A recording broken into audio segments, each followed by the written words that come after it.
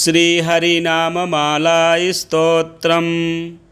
गोविन्दं गोकुलानन्दं गोपालं गोपीवल्लभं गोवर्धनोद्धरं धीरं तं वन्दे गोमतीप्रियं नारायणं निराकारं नरवीरं नरोत्तमं नृसिंहं नागनाथं च तं वन्दे नरकान्तकं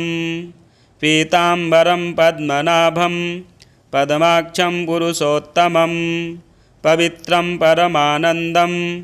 तं वन्दे परमेश्वरं राघवं रामचन्द्रं च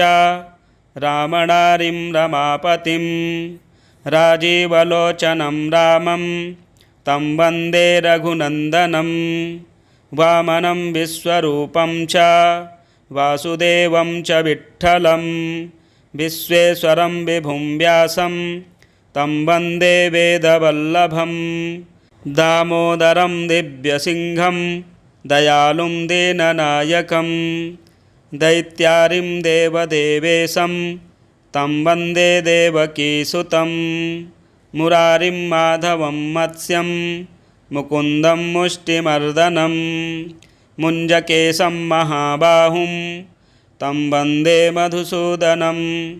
केशवं कमलाकान्तं कामेशं कौस्तुभप्रियं कौमोदकीधरं कृष्णं तं वन्दे कौरवान्तकं भूधरं भुवनानन्दं भूतेशं भूतनायकं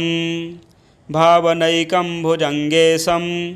तं वन्दे भवनाशनं जनार्दनं जगन्नाथं जगज्जाड्यविनाशकं जमदग्निं परं ज्योतिस्तं वन्दे जलसायिनं चतुर्भुजं चिदानन्दं मल्लचाणूरमर्दनं चराचरगुरुं देवं तं वन्दे चक्रपाणिनं श्रियःकरं श्रियोनाथं श्रीधरं श्रीवरप्रदं श्रीवत्सलधरं सौम्यं तं वन्दे श्रीसुरेश्वरं योगीश्वरं यज्ञपतिं यशोदानन्ददायकं यमुनाजलकल्लोलं तं वन्दे यदुनायकं शालिग्रामशिलशुद्धं शङ्खचक्रोपशोभितं सुरासुरैः सदा सेव्यं तं वन्दे साधुवल्लभं त्रिविक्रमं तपोमूर्तिं त्रिविधघौघनाशनं त्रिस्थलं तीर्थराजेन्द्रं तं वन्दे तुलसीप्रियम् अनन्तमादिपुरुषम् अच्युतं च वरप्रदम् आनन्दं च सदानन्दं तं वन्दे चाघनाशनं लीलया धृतभूभारं लोकसत्त्वैकवन्दितं लोकेश्वरं च श्रीकान्तं तं वन्दे लक्ष्मणप्रियं हरिं च हरिणाक्षं च हरिनाथं हरप्रियं हलायुधसहायं च तं वन्दे हनुमत्पतिं हरिनामकृता माला पवित्रा पापनाशिनी बलिराजेन्द्रचोक्तता कण्ठे धार्या प्रयत्नतः गोविन्दं गोकुलानन्दं गोपालं गोपीवल्लभं गोवर्धनोद्धरं धीरं तं वन्दे गोमतीप्रियं नारायणं निराकारं नरवीरं नरोत्तमं नृसिंहं नागनाथं च तं वन्दे नरकान्तकं पीताम्बरं पद्मनाभं पद्माक्षं पुरुषोत्तमं पवित्रं परमानन्दं तं वन्दे परमेश्वरं राघवं रामचन्द्रं च रामणारिं रमापतिं राजीवलोचनं रामं तं वन्दे रघुनन्दनं वामनं विश्वरूपं च वासुदेवं च विठ्ठलं विश्वेश्वरं विभुं व्यासं तं वन्दे वेदवल्लभं दामोदरं दिव्यसिंहं दयालुं दीननायकं दैत्यारिं देवदेवेशं तं वन्दे देवकीसुतं मुरारिं माधवं मत्स्यं मुकुन्दं मुष्टिमर्दनं मुञ्जकेशं महाबाहुं तं वन्दे मधुसूदनं केशवं कमलाकान्तं कामेशं कौस्तुभप्रियं कौमोदकीधरं कृष्णं तं वन्दे कौरवान्तकं भूधरं भुवनानन्दं भूतेशं भूतनायकं भावनैकं भुजङ्गेशं तं वन्दे भवनाशनं जनार्दनं जगन्नाथं जगज्जाड्यविनाशकं जमदग्निं परं ज्योतिस्तं वन्दे जलसायिनं चतुर्भुजं चिदानन्दं मल्लचाणूरमर्दनं चराचरगुरुं देवं तं वन्दे चक्रपाणिनं श्रियःकरं श्रियोनाथं श्रीधरं श्रीवरप्रदं श्रीवत्सलधरं सौम्यं तं वन्दे श्रीसुरेश्वरं योगीश्वरं यज्ञपतिं यशोदानन्ददायकं यमुनाजलकल्लोलं तं वन्दे यदुनायकं शालिग्रामशिलशुद्धं शङ्खचक्रोपशोभितं सुरासुरैः सदा सेव्यं तं वन्दे साधुवल्लभं त्रिविक्रमं तपोमूर्तिं त्रिविधघौघनाशनं त्रिस्थलं तीर्थराजेन्द्रं तं वन्दे तुलसीप्रियम् अनन्तमादिपुरुषम् अच्युतं च वरप्रदम् आनन्दं च सदानन्दं तं वन्दे चाघनाशनं लीलया धृतभूभारं लोकसत्त्वैकवन्दितं लोकेश्वरं च श्रीकान्तं तं वन्दे लक्ष्मणप्रियं हरिं च हरिणाक्षं च हरिनाथं हरप्रियं हलायुधसहायं च तं वन्दे हनुमत्पतिं हरिनामकृता माला पवित्रा पापनाशिनी बलिराजेन्द्रचोक्तता कण्ठे धार्या प्रयत्नतः गोविन्दं गोकुलानन्दं गोपालं गोपीवल्लभं गोवर्धनोद्धरं धीरं तं वन्दे गोमतीप्रियं नारायणं निराकारं नरवीरं नरोत्तमं नृसिंहं नागनाथं च तं वन्दे नरकान्तकं पीताम्बरं पद्मनाभं पद्माक्षं पुरुषोत्तमं पवित्रं परमानन्दं तं वन्दे परमेश्वरं राघवं रामचन्द्रं च रामणारिं रमापतिं राजीवलोचनं रामं तं वन्दे रघुनन्दनं वामनं विश्वरूपं च वासुदेवं च विठ्ठलं विश्वेश्वरं विभुं व्यासं तं वन्दे वेदवल्लभं दामोदरं दिव्यसिंहं दयालुं दीननायकं दैत्यारिं देवदेवेशं तं वन्दे देवकीसुतं मुरारिं माधवं मत्स्यं मुकुन्दं मुष्टिमर्दनं मुञ्जकेशं महाबाहुं तं वन्दे मधुसूदनं केशवं कमलाकान्तं कामेशं कौस्तुभप्रियं कौमोदकीधरं कृष्णं तं वन्दे कौरवान्तकं भूधरं भुवनानन्दं भूतेशं भूतनायकं भावनैकं भुजङ्गेशं तं वन्दे भवनाशनं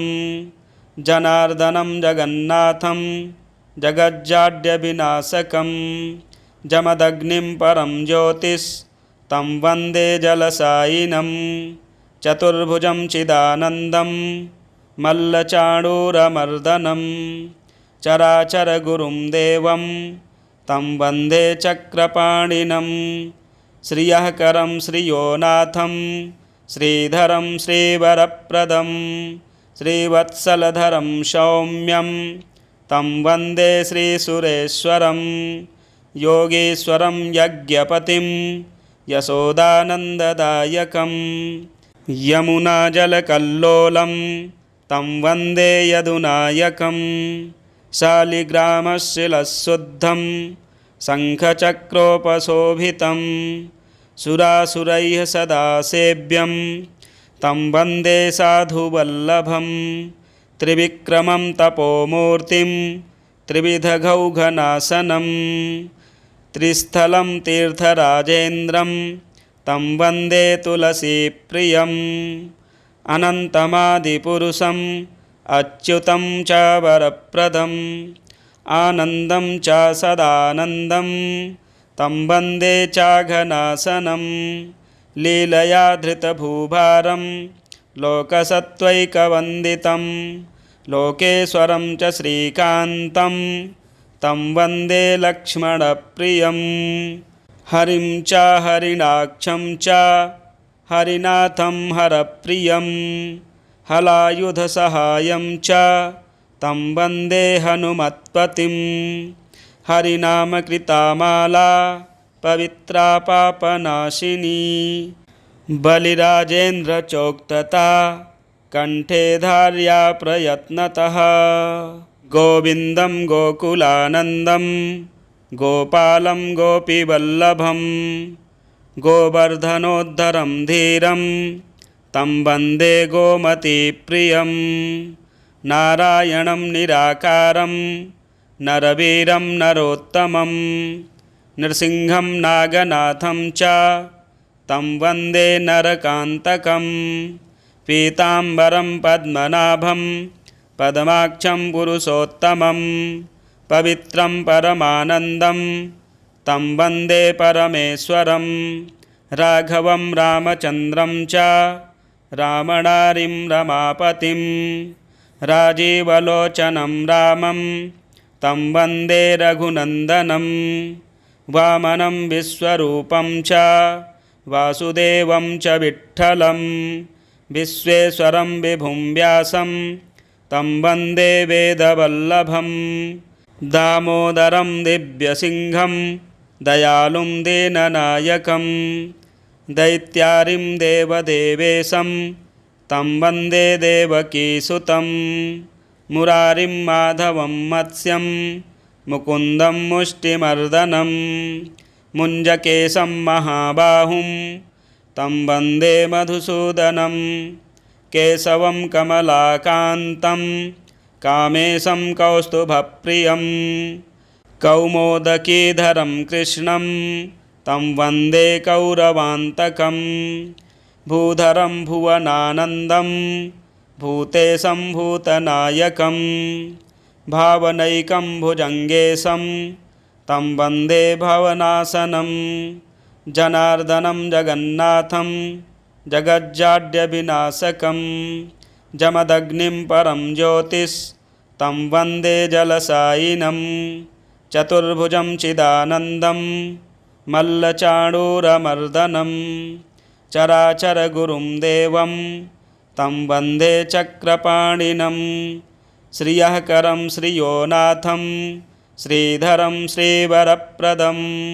श्रीवत्सलधरं सौम्यं तं वन्दे श्रीसुरेश्वरं योगीश्वरं यज्ञपतिं यशोदानन्ददायकं यमुनाजलकल्लोलं तं वन्दे यदुनायकं शालिग्रामशिलशुद्धं शङ्खचक्रोपशोभितं सुरासुरैः सदा सेव्यं तं वन्दे साधुवल्लभं त्रिविक्रमं तपोमूर्तिं त्रिविधघौघनाशनं त्रिस्थलं तीर्थराजेन्द्रं तं वन्दे तुलसीप्रियम् अनन्तमादिपुरुषम् अच्युतं च वरप्रदम् आनन्दं च सदानन्दं तं वन्दे चाघनाशनं लीलया धृतभूभारं लोकसत्त्वैकवन्दितं लोकेश्वरं च श्रीकान्तं तं वन्दे लक्ष्मणप्रियं हरिं च हरिणाक्षं च हरिनाथं हरप्रियं हलायुधसहायं च तं वन्दे हनुमत्पतिं हरिनामकृता माला पवित्रा पापनाशिनी बलिराजेन्द्रचोक्तता कंठे धार्या प्रयत्नतः गोविन्दं गोकुलानन्दं गोपालं गोपीवल्लभं गोवर्धनोद्धरं धीरं तं वन्दे गोमतीप्रियं नारायणं निराकारं नरवीरं नरोत्तमं नृसिंहं नागनाथं च तं वन्दे नरकान्तकं पीताम्बरं पद्मनाभं पद्माक्षं पुरुषोत्तमं पवित्रं परमानन्दं तं वन्दे परमेश्वरं राघवं रामचन्द्रं च रामणारिं रमापतिं राजीवलोचनं रामं तं वन्दे रघुनन्दनं वामनं विश्वरूपं च वासुदेवं च विठ्ठलं विश्वेश्वरं विभुं व्यासं तं वन्दे वेदवल्लभं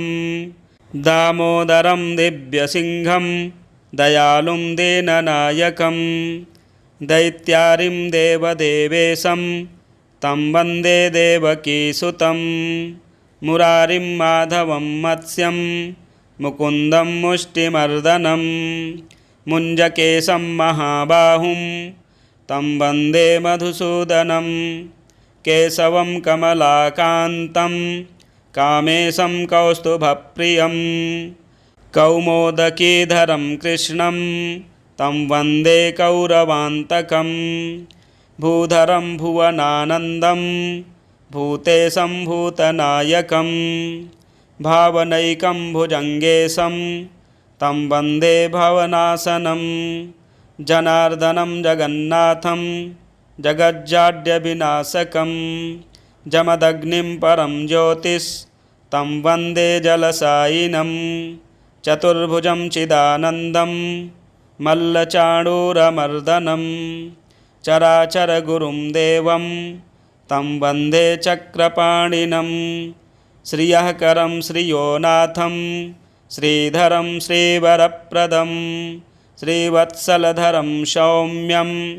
तं वन्दे श्रीसुरेश्वरं योगीश्वरं यज्ञपतिं